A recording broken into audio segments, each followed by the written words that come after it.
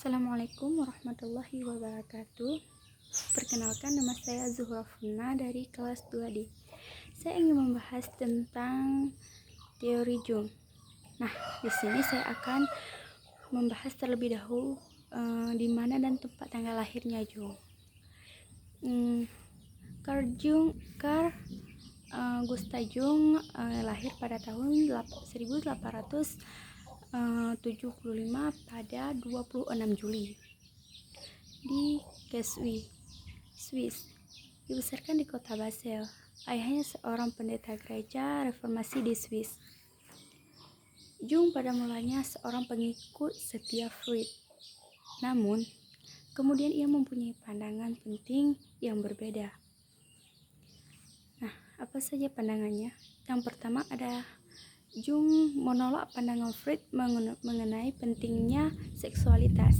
Yang kedua, Jung menentang pandangan mekanistik terhadap dunia dari Freud. Nah, di sini saya akan membahas tentang psikologi analitik menurut Jung. Yang pertama, ada struktur kepribadian.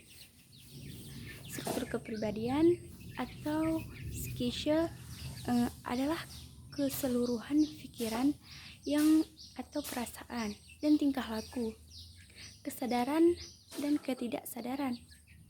Kepribadian membimbing seorang untuk menyesuaikan diri dengan lingkungan sosial atau lingkungan fisiknya. Di dalamnya terdapat ada kesadaran dan ego, pribadi dan kompleks, tak sadar kolektif. Yang terakhir ada arsetik. Nah, kesadaran dan ego. Menurut Jung, kesadaran itu adalah ego. Ego berperan penting dalam menentukan prestasi, pikiran, perasaan, dan ingatan yang bisa masuk ke dalam kesadaran. Tak sadar, pribadi, dan kompleks. Tak sadar pribadi sekelompok ideal atau perasaan, pikiran, persepsi, dan ingatan-ingatan. Mungkin mengorganisasi diri terhadap suatu kompleks seperti remaja putri yang memiliki kompleks inferior. Dia berobsesi dengan penilaian bahwa dirinya kurang berkemampuan atau berbakat kurang menarik dibandingkan orang lain. Tak sadar kolektif merupakan fondasi ras yang diwarisi dalam suatu struktur kepribadian. Di atasnya dibangun dalam ego, tak sadar pribadi, dan pengalaman individu. Arsetip muncul pada pengalaman awal manusia berbentuk pusat kompleks yang mampu menyerap pengalaman lain kepadanya. Selanjutnya ada persona. Persona adalah kepribadian publik, aspek-aspek pribadi yang ditunjukkan kepada dunia atau pendapat publik mengenai diri individu sebagai lawan dari kepribadian privat yang berada di balik wajah sendiri. Animasi dan animas menyebabkan masing-masing jenis menunjukkan ciri-ciri lawan jenisnya, sekaligus berperan sebagai gambaran kolektif yang bermotivasi masing-masing jenis untuk tertarik dan memahami lawan jenisnya. Nah, di sini juga terdapat simbolisasi. Simbolisasi adalah tanda yang tampak yang memiliki hal lain atau yang tidak memiliki tampak. Sikap dan fungsi. Sikap introversi dan ekstroversi. Dan introversi mengarah pada objek. Pikiran, perasaan, penginderaan, dan instruksi. Pikiran adalah fungsi intelektual saling berhubungan antara ide untuk memahami alam dunia dan memecahkan suatu masalah. perasaan adalah fungsi evaluasi, menerima atau menolak ide dan objek berdasarkan apakah mereka itu membangkitkan perasaan positif atau negatif, seperti marah, takut, sedih, gembira, dan lain-lain.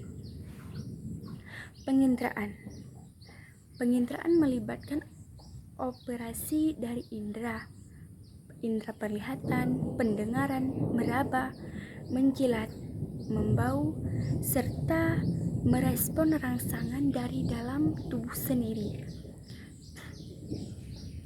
Tipologi Jung atau gabungan fungsi dan sikap. Dari kombinasi sikap extrovert dan introvert dengan fungsi atau pikiran, perasaan, penginderaan, intuisi akan diperoleh dalam macam-macam tipe manusia, yaitu introvert pikiran, extrovert pikiran, introvert perasaan, extrovert perasaan, introversi penginderaan, ekstroversi penginderaan, introversi intuisi, dan ekstroversi intuisi. Nah, teman-teman, dalam teori Jung juga terdapat dinamika kepribadian. Interaksi antara struktur pribadi ada dua, yaitu prinsip oposisi dan prinsip gabungan. Energi psikis. Fungsi energi interaksi antara struktur kepribadian membutuhkan energi. Nilai psikis, ukuran banyaknya energi psikis yang tertanam dalam salah satu unsur kepribadian, kesamaan dan keseimbangan. Nah, teman-teman, dalam ini juga terdapat pengembangan kepribadian, mekanistik, proporsi, dan psikonistik. Nah, tahap-tahap pengembangan seperti usia anak-anak menjadi 3 tahap, yaitu anarkis, monarkis, dan tahap dualistik. Pada usia muda berlangsung mulai dari masa puber sampai masa pertengahan.